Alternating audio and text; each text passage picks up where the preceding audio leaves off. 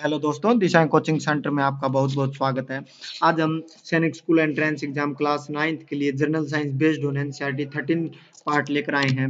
इससे पहले के 13 पार्ट से पहले के आपने जो पार्ट है 12 पार्ट है वो नहीं देखे हैं, उनका टेस्ट नहीं लगाया तो इस वीडियो के नीचे डिस्क्रिप्शन में आपको लिंक मिलेगा। सभी पार्ट का अलग अलग जो लिंक है वहां से आप जो है हर पार्ट का टेस्ट लगा सकते हैं। ठीक है, उन पार्ट का टेस्ट लगाइए, आपको पता चल जाएगा साइंस में आपकी कितनी कैपेसिटी है और कितना जो है आपको जनरल साइंस का बेस्ड ऑन एनसीईआरटी आपको कितना कुछ आता है। तो चलिए 13 पार्ट स्टार्ट करते हैं। ये आज का हमारा क्वेश्चन है, क्वेश्चन नंबर 211 से पहले जो है आपके हर क्वेश्चन आपको जो पहले के जो पार्ट है उनमें मिलेंगे। ठीक है, तो चलिए क्वेश्चन नंबर 211।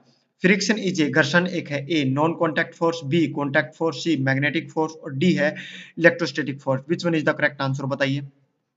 जो घर्षण एक है क्या है, एक गैर संपर्क बल है, संपर्क बल है, चुंबकीय बल है और इलेक्ट्रोस्टैटिक बल है। तो बताइए करेक्ट आंसर क्या रहेगा। चलिए अपना आंसर चेक करते हैं। Correct answer B contact force is the right answer. जो friction is a contact force है, ठीक है, friction is a contact force. Next question जो है, which of the following produce least friction, निम्नलिखित में से कौन सा घर्षण पैदा करता है। ऑप्शन ए है स्लाइडिंग फ्रिक्शन, ऑप्शन बी है रोलिंग फ्रिक्शन, ऑप्शन सी है कंपोसाइट फ्रिक्शन और ऑप्शन डी है static friction, sorry static friction है ये।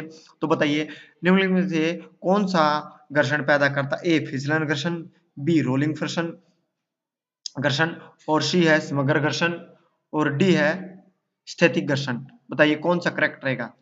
विच of the following produce least friction. Option A है स्लाइडिंग फ्रिक्शन, बी है रोलिंग फ्रिक्शन और सी है कंपोसाइट फ्रिक्शन और डी है static friction. Which one is the correct answer, बताइए। जो सैनिक स्कूल के एंट्रेंस एग्जाम के लिए जो हम प्रिपरेशन करा रहे हैं, ये उसके लिए जो है टेस्ट चल रहा है। ठीक है, आप हमारा डेली 9 बजे, रात को 9 बजे डेली इसी टाइम जो है डेली रात को 9 बजे आप टेस्ट लगाए। इससे आपको जो है सैनिक school entrance exam class 9th में आपको इससे बहुत हेल्प मिलेगी। तो चलिए अपना आंसर चेक करते। Correct answer B rolling friction is the correct answer. Which of the following list friction, ये कह रहा है कि जो उस फ्रिक्शन का नाम बताइए जो सबसे कम फ्रिक्शन लगता हो। तो रोलिंग में जो फ्रिक्शन में उससे सबसे कम लगता है। नेक्स्ट क्वेश्चन है, फ्रिक्शन ऑलवेज, घर्षण हमेशा ए गति का विरोध करता है, opposite the motion, B help the motion, गति में मदद करता है और option C both A and B. Which one is the correct answer, बताइए। 213 फ्रिक्शन ऑलवेज, घर्षण हमेशा, ऑप्शन ए है अपोजिट द मोशन, बी है हेल्प्स द मोशन, सी है both A and B. Which one is the correct answer और option D है none of these. बताइए। चलिए अपना आंसर चेक करते हैं। A opposite the motion is the correct answer. Friction always, A is the right answer. Next question है, friction can be reduced by using, उपयोग करके घर्षण को कम किया जा सकता है। क्या उपयोग करके, तेल को, ग्रीस को, पाउडर को या फिर all of these. Friction can be reduced by using, बताइए उपयोग करके इनमें से कौन सी चीज है जिसका हम उपयोग करके जो फ्रिक्शन है उसको सबसे फ्रिक्शन को कम किया जा सकता है। ऑप्शन ए में है तेल, ऑप्शन बी में है ग्रीस, ऑप्शन सी में है पाउडर और ऑप्शन डी में ऑल ऑफ दीज या इन सभी को यूज करके। बताइए friction can be reduced by using, इनमें से किस चीज का उपयोग करके जो हम फ्रिक्शन को कम कर सकते हैं। चलिए अपना आंसर चेक करते हैं। Correct answer all of these, तेल को यूज करके, ग्रीस को यूज करके, पाउडर को यूज करके जो है हम इसको जो फ्रिक्शन को सबसे कम कर सकते हैं। नेक्स्ट क्वेश्चन है, static friction can is less then, स्थैतिक घर्षण से कम है क्या। ए स्लाइडिंग फ्रिक्शन यानी कि फिसलन घर्षण, बी रोलिंग फ्रिक्शन या फिर C both A and B. Which one is the correct answer, बताइए, या ऑप्शन डी है नन ऑफ दीज। स्थैतिक घर्षण से कम है क्या, स्लाइडिंग फ्रिक्शन जिसको हम फिसलन फ्रिक्शन बोलते हैं, घर्षण बोलते हैं और ऑप्शन बी है रोलिंग फ्रिक्शन और ऑप्शन सी है both A and B. Which one is the correct answer, बताइए, या ऑप्शन डी है नन ऑफ दीज। चलिए अपना आंसर चेक करते हैं। Correct answer D none of these, इनमें से कोई नहीं। नेक्स्ट क्वेश्चन है, whenever the surface in contact tend to move or move with respect to each other the force of friction come into play. जब भी संपर्क में सतहों को एक दूसरे के संबंध में स्थानांतरित या स्थानांतरित करने की प्रवृत्ति होती है तो घर्षण बल खेलने में आता है। Option A only if the object are solid, option B only if one of the two object is liquid, only if one of two object is gaseous, और option D irrespective of whether the object are solid, liquid or gaseous. Which one is the correct answer? बताइए। जब भी संपर्क में सतहों को एक दूसरे के संबंध में स्थानांतरित या स्थानांतरित करने की प्रवृत्ति होती है तो घर्षण का बल खेलने में आता है, केवल अगर ऑब्जेक्ट ठोस है तो, इट मीन सॉलिड ठोस है तो। ऑप्शन बी केवल दो वस्तुओं में एक तरल होने पर, if two object is one of the two object is liquid, दोनों में से एक लिक्विड हो, या सी दो वस्तुओं में से एक गैसीय होने पर, या चाहे वस्तु ठोस हो, तरल हो या गैसीय हो, इनमें से कोई सा भी हो सकता है। तो बताइए which one is the correct answer. चलिए अपना आंसर चेक करते हैं। Correct answer D, D is the right answer, D is the right answer. Next question है, एक चाकू के ब्लेड को एक सतह के खिलाफ रगड़ कर तेज करने के लिए निम्नलिखित में से कौन सा सबसे उपयुक्त होगा? A stone, B plastic block, C wooden block और डी है glass block. Which one is the correct answer? To sharpen the blade of knife, knife चक्कू, नाइफ को बोलते हैं चक्कू, by rubbing it against a surface, which of the following will be most stable? Option A में stone, option B में plastic block, option C में wooden block और option D में ग्लास ब्लॉक। बताइए which one is the correct answer? पत्थर, plastic, यानी कि question में पूछ रहा है कि जो हमारे पास चाकू होता है, चाकू का एक साइड का जो ब्लेड होता है, एक साइड की सतह होती है, उसको हम किस पर जो रगड़ने से तेज होगा, जो उसकी धार हो किस पर रगड़ने से तेज होगा? क्या पत्थर पर रगड़ने से तेज होगी, क्या प्लास्टिक ब्लॉक पर रगड़ने से तेज होगी, क्या वुडन ब्लॉक पर रगड़ने से तेज होगी, या फिर क्या ग्लास ब्लॉक पर रगड़ने से तेज होगी? तो बताइए क्या आंसर रहेगा। चलिए अपना आंसर चेक करते हैं। Correct answer is a stone, पत्थर। करेक्ट आंसर इज ए, यानी कि जो हमारे पास ब्लेड होता है, चाकू होता है, उसका एक साइड का जो एक सरफेस का जो ब्लेड होता है, उसको पत्थर पर रगड़ने से वो क्या होगा, उसकी जो रगड़ है वो तेज होगी, यानी कि वो पैना होगा। ठीक है, A option is the right answer. Next question है, the shape of an aeroplane is a like, हवाई जहाज का आकार जैसा होता है, किस जैसा होता है? ए डॉग जैसा, बी बर्ड जैसा, सी कार जैसा, या फिर ऑल ऑफ दीज, या फिर ये सभी। बताइए। The shape of an aeroplane is like ए, हवाई जहाज का जो आकार होता है वो किस जैसा होता है? ऑप्शन ए में डॉग कुत्ता जैसा, ऑप्शन बी में बर्ड यानी पक्षी जैसा, ऑप्शन सी में कार यानी कार जैसा, और ऑप्शन डी है ऑल ऑफ दीज, या फिर ये सभी। Which one is the correct answer? बताइए। चलिए अपना आंसर चेक करते हैं। Correct answer is B, bird जैसा होता है। जो shape of an aeroplane is like a bird. ठीक है, correct answer B is the right answer. Next question है, फ्रिक्शन इज ए क्या है? फ्रिक्शन इज ए कोई दुश्मन है, फ्रेंड है, both A and B. Which one is the correct answer? और ऑप्शन डी में नन ऑफ दीज। बताइए। सैनिक स्कूल एंट्रेंस एग्जाम के लिए हम जो आपके लिए ये 13 पार्ट है, आपके लिए जो टेस्ट सीरीज चल रही है, मोस्ट इंपोर्टेंट जो हम बेस्ड ऑन एनसीईआरटी लेकर आ रहे हैं, ताकि जो ऑल इंडिया सैनिक स्कूल एंट्रेंस एग्जाम होगा उसमें सिर्फ आपको एनसीईआरटी से ही जो है एग्जाम 8th क्लास के आपको देखने को मिलेंगे। तो बताइए, फ्रिक्शन इज ए दुश्मन है, मित्र है, या फिर बोथ ए एंड बी, या option D none of these. Which one is the correct answer? बताइए। तो चलिए अपना आंसर चेक करते हैं। Correct answer B, sorry A, both A and B. Friction क्या है? दुश्मनी भी है और मित्र भी है। नेक्स्ट क्वेश्चन है, friction due to fluids is called, द्रव्यों के कारण होने वाले घर्षण को क्या कहते हैं? A force, B pressure, C friction और डी है drag. Which one is the correct answer? Friction due to fluids is called, द्रव्यों के कारण होने वाले घर्षण को कहते हैं ए फोर्स बल, बी प्रेशर दबाव, सी फ्रिक्शन घर्षण और ऑप्शन डी है drag drag. Which one is the correct answer? बताइए। प्रश्न को अच्छे से पढ़िए, प्रश्न में क्या पूछा और हमको क्या बताना है। चलिए अपना आंसर चेक करते हैं। Correct answer D, drag is the right answer. Friction due to fluids is called drag. Next question है, which of the following is not a smooth surface? निम्नलिखित में से क्या एक चिकनी सतह नहीं है? A surface of wet soap, surface of tyres, चमकती हुई टाइलें यानी कि ग्लेज्ड टाइल्स, और surface of mirror, which one is the correct answer? Which of the following is not a smooth surface? इनमें से कौन सी जो है स्मूथ सरफेस नहीं है? क्या गीले साबुन की सतह नहीं है? क्या टायरों की सतह नहीं है? क्या चमकती टाइलें नहीं है? क्या दर्पण की सतह नहीं है? बताइए। हिंदी इंग्लिश दोनों के लिए जो मैं आपके लिए जो ये टेस्ट लेकर आ रहा हूँ, ठीक है, आप टेस्ट लगाएं। आपका सेलेक्ट स्कूल एंट्रेंस एग्जाम में जो है साइंस के क्वेश्चन आपको यहीं से देखने को मिल जाएंगे, यहीं से आपको बहुत हेल्प मिल जाएगी। तो बताइए which one is the correct answer? Correct answer is B, टायरों की सतह। जो टायरों की सतह होती है आपने देखा होगा, ठीक है, वो क्या होती है? स्मूथ सरफेस की नहीं होती है। ठीक है, नेक्स्ट क्वेश्चन जो है, ए toy car released with A same initial speed with will travel farthest on.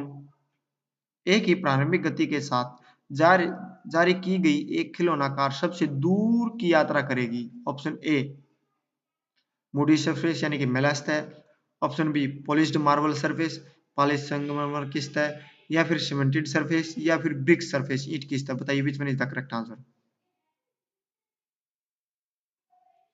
ये क्वेश्चन में कह रहा है जो एक खिलौना कार होती है, ठीक है, वो सेम इनिशियल स्पीड पर, अगर हम सेम स्पीड पर इनिशियल से स्पीड पर हम उसको जो है छोड़ेंगे, तो किस पर जो है उसकी गति सबसे दूर जाकर रुकेगी? ऑप्शन ए है मेले सतह पर रुकेगी, यानी कि मूडी सरफेस पर रुकेगी, या फिर पॉलिश्ड जो मार्बल सरफेस है उस पर ज्यादा चलेगी, या फिर जो सीमेंटेड सरफेस है उस पर ज्यादा चलेगी, या फिर जो ब्रिक सरफेस है उस पर ज्यादा चलेगी? किस पर जो है इस पर इनमें से सबसे ज्यादा चलेगी, यानी कि ज्यादा या दूर दूर की यात्रा करेगी? तो बताइए which one is the correct answer? तो करेक्ट आंसर इज पॉलिश संगमरमर की सतह, पॉलिश्ड मार्बल सरफेस। जो इस पर जो है जो सेम इनिशियल स्पीड जो कार है वो travel with the fastest on polished marble. Next question है, if if we apply oil and door hinges hinges the friction will be. जब हम डोर टिका पर तेल लगाते हैं तो घर्षण क्या होगा? इंक्रीज होगा, डिक्रीज होगा, या डिसपियर अलटुगेदर? बताइए। पूरी तरह से गायब हो जाएगा, या फिर ऑप्शन डी है विल रिमेन अनचेंज्ड, अपरिवर्तित रहेगा? बताइए which one is the correct answer? If we apply oil on door hinges the friction will. जब हम डोर टिका पर तेल लगाते हैं तो फ्रिक्शन जो है क्या होगा? इंक्रीज होगा, डिक्रीज होगा, डिसअपियर अल्टुगेदर होगा, या फिर विल रिमेन अनचेंज्ड होगा? बताइए which one is the correct answer? चलिए अपना आंसर चेक करते। Correct answer is D, decrease होगा। जो हम डोर हिंग्स पर जो है अपना मतलब कहने का मतलब ऑयल लगाएंगे तो उस पर जो है फ्रिक्शन क्या होगा? वो कम हो जाएगा। ठीक है, क्या होगा? फ्रिक्शन कम हो जाएगा। ठीक है, नेक्स्ट क्वेश्चन है, लुब्रिकेंट चिकनाइयाँ क्या है? Reduce friction, increase friction, both A and B, या फिर नन ऑफ दी। जो चिकनाइयाँ होती हैं, जो लुब्रिकेंट्स ऑयल होते हैं, ठीक है, वो क्या करता है? फ्रिक्शन को कम करता है, या फिर फ्रिक्शन को ज्यादा करता है? बताइए। या फिर दोनों करता है, कम और ज्यादा, या फिर इनमें से कोई नहीं? बताइए। लुब्रिकेंट्स चिकनाइयाँ, जो लुब्रिकेंट्स होता है, ठीक है, लुब्रिकेंट्स ऑयल होते हैं, ठीक है, या फिर जैसे ग्रीस भी होते हैं, ऑयल होते हैं, लुब्रिकेंट्स, ठीक है, चिकनाइयाँ होती हैं जो फ्रिक्शन को क्या कम करती हैं, या फ्रिक्शन को ज्यादा करती हैं, या बोथ ए एंड बी, या option D none of these? बताइए which one is the correct answer? चलिए अपना आंसर चेक करते। Correct answer is reduce. Friction को क्या करते हैं लुब्रिकेंट्स चिकनाइयाँ? घर्षण को कम करना, ठीक है, घर्षण को कम करते हैं, यानी कि फ्रिक्शन को कम करती है। नेक्स्ट क्वेश्चन है, force of friction depends on. घर्षण बल पर निर्भर करता है। ए सतह का खुरदरापन, यानी कि जो रफनेस ऑफ सरफेस होती है उस पर, स्मूथनेस ऑफ सरफेस, या फिर सतह का झुकाव, या फिर इंक्लिनेशन ऑफ सरफेस, या option D all of these? Which one is the correct answer? बताइए। प्रश्न को अच्छे से पढ़िए, प्रश्न में क्या दिया गया है, ठीक है, और इसको बताइए प्रश्न में क्या पूछा गया है। Force of friction depends on. जो फोर्स ऑफ फ्रिक्शन है वो किस पर डिपेंड करता है? सतह का खुरदरापन पर डिपेंड करता है, सतह की चिकनाई पर डिपेंड करता है, या फिर सतह का झुकाव पर, या फिर ऑल ऑफ दीज, या फिर ये सभी? बताइए which one is the correct answer? चलिए अपना आंसर चेक करते। Correct answer is D, all of these, ये सभी। जो घर्षण पर बल निर्भर करता है वो किस पर किस किस पर करता है? ए रफनेस ऑफ सरफेस पर करता है, बी स्मूथनेस ऑफ सरफेस पर करता है, सी सतह का झुकाव पर करता है। ये तीनों जो is the right answer, correct answer is all of this, यानी कि ये तीनों। नेक्स्ट क्वेश्चन है, फ्लूइड्स आर तरल पदार्थ है क्या, लिक्विड, गैसेस या बोथ ए एंड बी, या फिर none of this, which one is the correct answer, बताइए। फ्लूइड्स आर तरल पदार्थ है क्या, लिक्विड्स है, बोथ गैसेस हैं, या फिर both A and B, which one is the correct answer, और option D none of this, बताइए कौन सा जो आपका करेक्ट रहेगा। चलिए अपना आंसर चेक करते हैं, C A and B is the right answer, यानी कि जो तरल पदार्थ हो क्या होते हैं, लिक्विड्स तो होते हैं और साथ में क्या होते हैं, गैसेस, जो गैस में भी होते हैं। नेक्स्ट क्वेश्चन है, सुव्यवस्थित वस्तु कौन सी है, which is a streamlined object, A boats, B aeroplane, C ships जहाज, और ऑप्शन डी है all of this, which one is the correct answer, बताइए। ये जो मैं आप लोगों के लिए सैनिक स्कूल एंट्रेंस एग्जाम का जो है ये बेस्ड ऑन एनसीईआरटी आपको आपके लिए मेहनत करके मैं आपके लिए बनाता हूं, तो आप भी जो है इस वीडियो को उन बच्चों तक शेयर करें जो ऑल इंडिया सैनिक स्कूल एंट्रेंस एग्जाम की प्रिपरेशन कर रहे हैं, ठीक है। और ये जो सिर्फ ऑल इंडिया सैनिक स्कूल एंट्रेंस एग्जाम के बच्चे ही नहीं देख सकते, इसको साथ ही साथ जो है नवोदय विद्यालय एंट्रेंस एग्जाम की जो 9th क्लास के लिए प्रिपरेशन करे वो भी बच्चे इसको देख सकते हैं। तो बताइए सुव्यवस्थित वस्तु कौन सी है, ए बोट्स है, एरोप्लेन है, शिप्स है, या फिर ऑल ऑफ दीज है, नाव है, हवाई जहाज है, या फिर ये सभी है, बताइए। Streamlined object, which one is the correct answer, A boats, B aeroplanes, C ships, और डी है all of these, which one is the correct answer. चलिए अपना आंसर चेक करते हैं, correct answer is D all of these. सुव्यवस्थित व्यवस्था कौन कौन सी है, ए बोट्स भी है, एरोप्लेन भी है, और शिप्स भी है, तो correct answer is D all of these, ये सभी वस्तुएं, ठीक है। नेक्स्ट क्वेश्चन है, स्मूथ सरफेस है, चिकनी सतह है, less friction, more friction, sometime less and sometime more, और ऑल ऑफ दीज।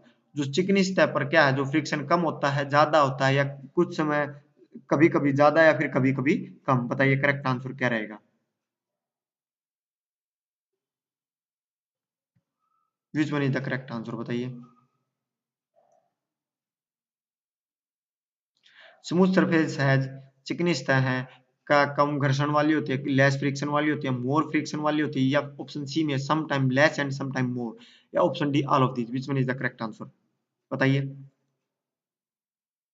चलिए अपना आंसर चेक करते हैं, correct answer is A, less friction is the right answer. जो स्मूथ सरफेस है, चिकनी सतह है, उन पर जो है कम फ्रिक्शन लगता है, ठीक है। और आपने देखा होगा जो कम लेस फ्रिक्शन होता है, जो खुरदरी सतह होता है, उन पर आपको पता ही है किस प्रकार का जो फ्रिक्शन होता है। नेक्स्ट क्वेश्चन है, which of the following responsible for the wearing out of bicycle tyres, निम्नलिखित में से कौन सा साइकिल टायर के बाहर पहनने के लिए जिम्मेदार है, A muscular force, B magnetic force, C frictional force, या फिर electrostatic force, which one is the correct answer.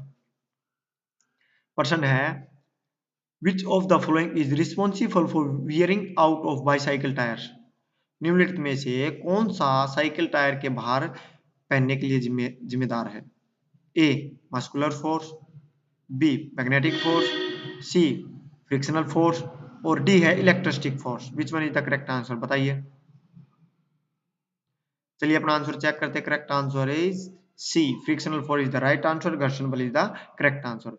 प्रश्न है, which of the following is responsible for wearing out of bicycle tyre, तो frictional force is the correct answer. Next question है, it is difficult to walk on an oily floor because, तेलीय मंजिल पर चलना मुश्किल है क्योंकि फ्लोर गेट स्पॉइल्ड, फर्श खराब हो जाता है, देर देर इज मोर रेसिस्टेंस, अधिक प्रतिरोधक है, या फिर force of friction is high, घर्षण बल अधिक है, या फिर force of friction is very less, घर्षण बल बहुत कम है, तो बताइए। आपने देखा होगा जब आप कहीं पर ऑयली फर्श होते हैं, बहुत ज्यादा, जैसे कहीं पर तेल खिंडा हुआ होता है, तो उस पर हम चल नहीं सकते, गिर जाते हैं, क्यों गिर जाते हैं, क्या उस पर जो है फर्श खराब हुआ होता है, या इसका मतलब ये है कि उसका अधिक प्रतिरोधक है, यानी कि जो मोर रेजिस्टेंस है वो है, या force of friction is high होता है, बताइए। या फिर force of friction is very less, यानी कि फोर्स ऑफ फ्रिक्शन यानी कि जो घर्षण है वो कम होता है, बताइए। Which one is the correct answer. चलिए अपना आंसर चेक करते हैं, correct answer D is the right answer, force of friction is very less, ठीक है। इसलिए जो हम is difficult to walk on an oily floor because force of friction is very less. Next question है spring balance is a device used for measuring the dash acting on an object. संतुलन एक उपकरण है जिसका उपयोग किसी वस्तु पर डैश को मापने के लिए किया जाता है। किसको मापने के लिए किया जाता है? ऑप्शन ए है मास द्रव्यमान, ऑप्शन बी है प्रेशर दबाव, या ऑप्शन सी है फोर्स, या फिर डी है नन ऑफ द अबव। उपरोक्त में से कोई नहीं। तो बताइए which one is the correct answer. Spring balance is a device used for measuring the dash acting on an object. किसी वस्तु पर डैश को मापने के लिए किया जाता है। ए मास द्रव्यमान, बी प्रेशर दबाव, सी फोर्स बल, या फिर D none of the above. उपरोक्त में से कोई नहीं। बताइए which one is the correct answer. चलिए अपना आंसर चेक करते हैं। Correct answer is C force is the right answer. Spring balance is a device used for measuring the force acting on an object is the correct answer. Correct answer is C force बल। वस्तु एक उपकरण है जिसका संतुलन एक उपकरण है जिसका उपयोग किसी वस्तु पर बल को मापने के लिए किया जाता है। नेक्स्ट क्वेश्चन है a matchstick struck on an a match box catches fire easily because माचिस की तिल्ली पर माचिस की तिल्लियों आसानी से जल जाती। क्यों? क्योंकि friction makes fire of chemical reaction, force heated the match stick, या फिर none of the above. Which one is the correct answer बताइए। A match stick struck on a match box catches fire easily because घर्षण से आग लग सकती है। जो जब हम उसको रगड़ते हैं, जब माचिस को जो माचिस स्टिक होती है आपने देखा होगा, जब उसके माचिस बॉक्स पर रगड़ते हैं तो उसे आग जल जाती है, या फिर वो होगा, या फिर रासायनिक प्रतिक्रिया यानी कि ऑफ केमिकल रिएक्शन होता है, या फिर C force heated the match box. जो मैचिस्टिक जो बॉक्स होती है, ठीक है, वो उस पर फोर्स लगता है, या फिर none of the above. Which one is the correct answer. या उपरोक्त में से कोई नहीं। बताइए कौन सा करेक्ट आंसर रहेगा। चलिए अपना आंसर चेक करते हैं। Correct answer is A friction makes fire. जब हम माचिस की तिलियां होती है, जो माचिस बॉक्स की होती है हमारे पास, उसकी जो स्ट्रिक होती है, ठीक है, उस तिलियों को जब हम उस पर जो करते हैं उस पर घिसते हैं, ठीक है, ठीक है, उस पर घिसते हैं तो उससे क्या होती है, जो घर्षण से जो क्या होती है, आग निकलती है, आग जल जाती है उस माचिस स्टिक पे। ठीक है, नेक्स्ट क्वेश्चन है टायर्स के चलते हैं। Tyres are treaded to a look good, B increase friction, C increase to longevity, और D increase weight of the tyres. Which one is the correct answer. प्रश्न को पढ़िए, प्रश्न में क्या पूछना चाहता है। Tyres are treaded to a look good, क्या अच्छा दिखने के लिए चलाते हैं, बी इंक्रीज फ्रिक्शन घर्षण को बढ़ाने के लिए चलाते हैं, या फिर सी या इसकी दो देशांतरता यानी कि लोंगेविटी को बढ़ाने के लिए चलाते हैं, या फिर D increase weight of the tyre, क्या टायर का वजन बढ़ाने के लिए चलाते हैं। नहीं, आप इसको अच्छे से पढ़िए और बताइए इसका आंसर जो आप मेरे को कमेंट बॉक्स में करके दोगे। इस क्वेश्चन का आंसर जो आप मेरे को कमेंट बॉक्स में करके दोगे, ठीक है। इसी सिर्फ और सिर्फ इसी क्वेश्चन का 231 का जो है 231 का क्वेश्चन है, जो आप इसको मेरे को कमेंट बॉक्स में कमेंट करके दोगे। नेक्स्ट क्वेश्चन है 232 का lubricants are substance which in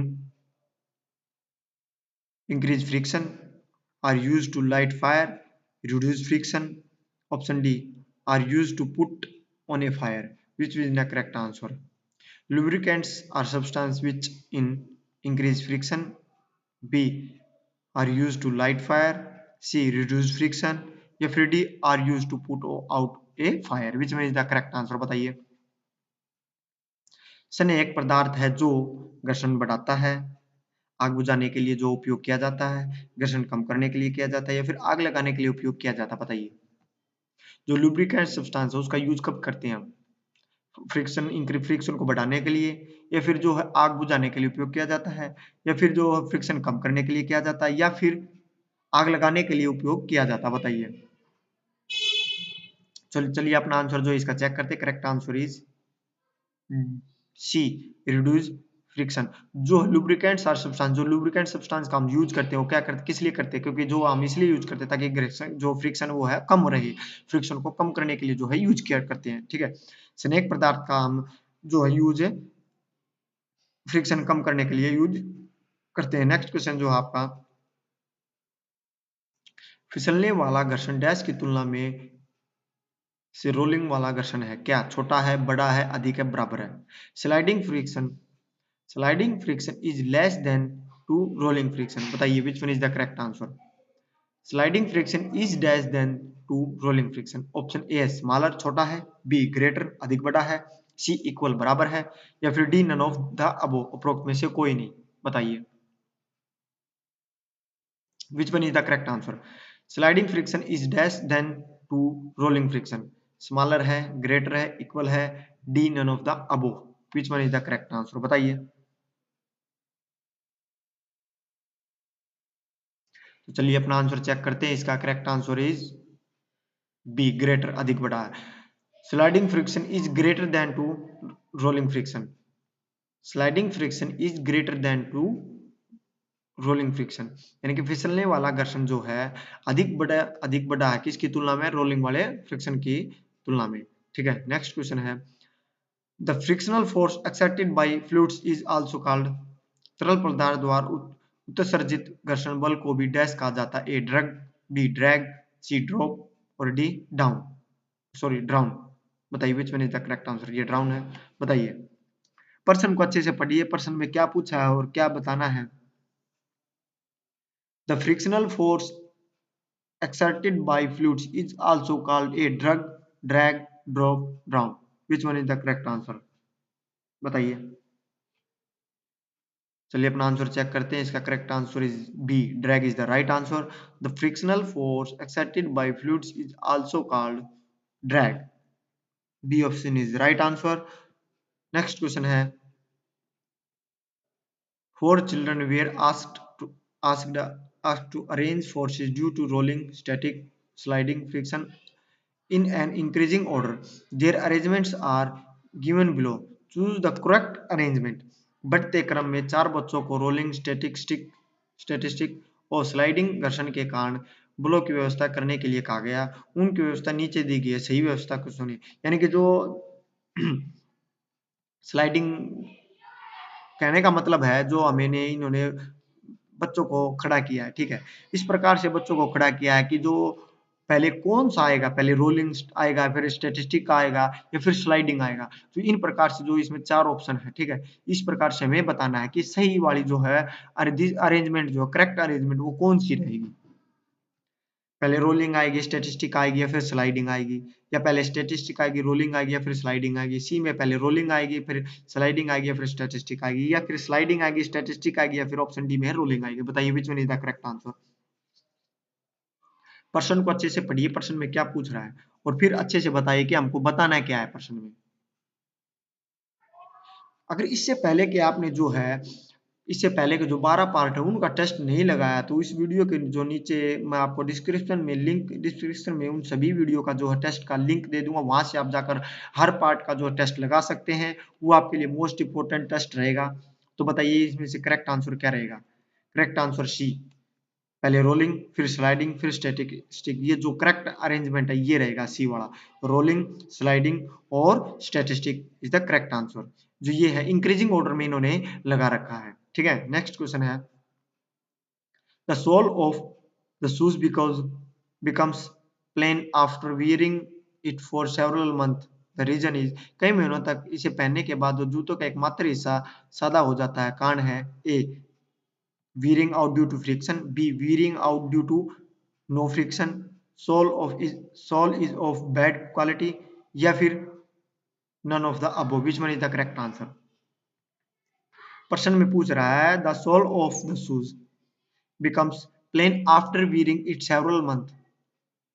the reason is कई महीनों तक इसे पहनने के बाद जो जूते होते हैं उनका एकमात्र हिस्सा क्या हो जाता है, सादा हो जाता है। तो कारण है क्या, क्या घर्षण के कारण बाहर निकल जाता है, ठीक है, या फिर घर्षण न होने के कारण खराब हो जाता है, या फिर एकमात्र खराब गुणवत्ता का है, या फिर उसकी क्वालिटी ही खराब है, या फिर उपरोक्त में से कोई नहीं, या फिर इनमें से कोई नहीं। उपरोक्त जो ऑप्शन दे रखे इनमें से कोई नहीं। बताइए करेक्ट आंसर क्या रहेगा। चलिए अपना आंसर जो है चेक करते हैं। Correct answer is A wearing out due to friction, घर्षण के कारण बाहर निकलना, ठीक है। The sole of the shoes becomes plain after wearing it several months. The reason is wearing out due to friction. Next question है, ठीक है, ये आज के हमारे इतने ही क्वेश्चन थे, ठीक है। आशा करता हूँ आप लोगों को मेरी वीडियो पसंद आई होगी सैनिक स्कूल एंट्रेंस एग्जाम के लिए, ठीक है। और मेरी ये वीडियो आप लोगों को पसंद आए तो वीडियो को अभी लाइक करें, वीडियो को अभी लाइक करो, ताकि जो है मैं आपके लिए और मॉक टेस्ट सैनिक स्कूल एंट्रेंस एग्जाम के लिए लेकर आता रहूंगा, ठीक है। इसी के साथ साथ इस वीडियो को उन बच्चों तक शेयर करें, उन बच्चों के साथ शेयर करें जो ऑल इंडिया सैनिक स्कूल एंट्रेंस एग्जाम की प्रिपरेशन कर रहे हैं, ठीक है। और दूसरी बात ये है, अगर इससे पहले के जो आपने टेस्ट नहीं लगाए हैं तो उनका लिंक है इसकी वीडियो के नीचे, जो डिस्क्रिप्शन है वहां पर आपको लिंक मिलेगा। वहां से आप हर वीडियो का अलग अलग जो है टेस्ट 12 पार्ट 13 पार्ट जो है उनका अलग अलग से टेस्ट लगा सकते हैं, ठीक है। जिससे आपको ऑल इंडिया सैनिक स्कूल एंट्रेंस एग्जाम में आपको बहुत हेल्प मिलेगी। और जाते जाते अगर आपने मेरे इस यूट्यूब चैनल को सब्सक्राइब नहीं कर रखा तो मेरे इस यूट्यूब चैनल को सब्सक्राइब करें, साथ में बेल आइकन दबाएं ताकि जो भी नई अपडेट रहेंगे वो सबसे पहले आप तक पहुंचे।